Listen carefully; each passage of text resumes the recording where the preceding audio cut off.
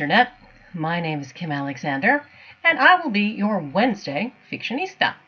This is our first week, and we've decided to introduce ourselves. Thanks to my good friends at Book Trope, I'm about to be a published author, and this is going to be my first novel. I grew up on Long Island, then I lived in Fort Lauderdale, went to the University of Miami, and I've been living in Washington, D.C. for almost 20 years. Been in broadcasting my whole life, since I could reach the microphone.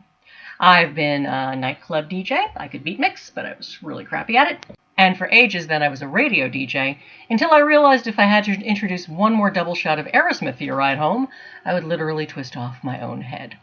I was living in Key West at the time, which is a whole nother episode, and I knew I needed a change. So after a short stay in Richmond, I moved here to DC to be a traffic reporter. I should mention that it was during the blizzard of '96. I'd never been to DC before, I didn't know how to drive in the snow, I had no idea where any of the roads went, so if you got lost in DC in the winter of 1996 based on a half-assed traffic report, you're welcome.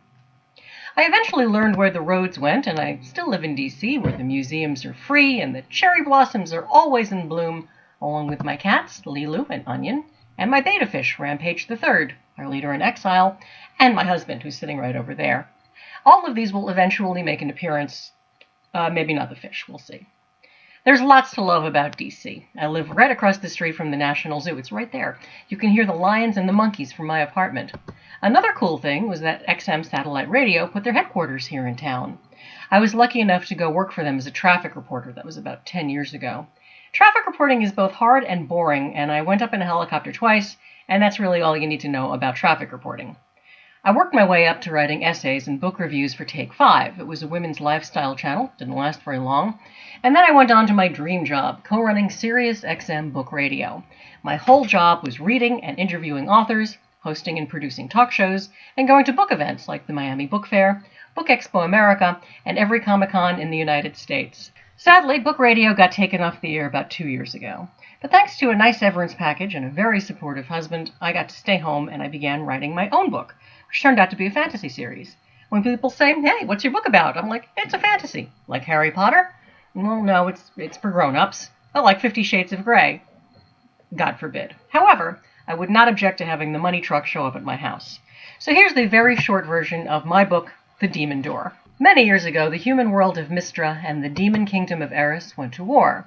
The humans won decisively, blasting Eris with destructive magic and sealing the door between the worlds. See, that's the title, that's the door.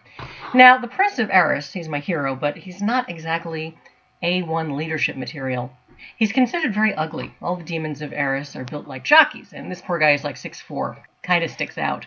He can't do magic or shoot fire from his hands, he doesn't have wings. It's no wonder he drinks.